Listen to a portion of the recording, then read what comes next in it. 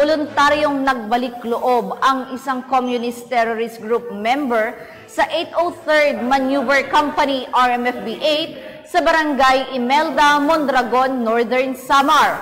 Ang balita mula kay Patrol Woman Sherry Ann Masi.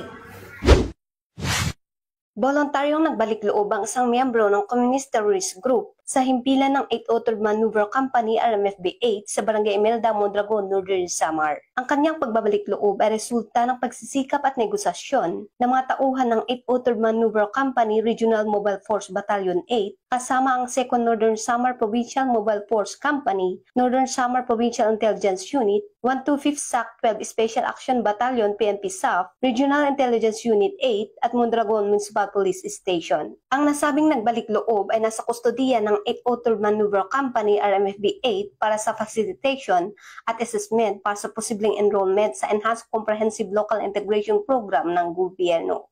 Mula dito sa Eastern Visayas, ako ang inyong PNN Correspondent Patrol Woman Masi, alagad ng batas, taga-taguyod ng Balitang Pulis.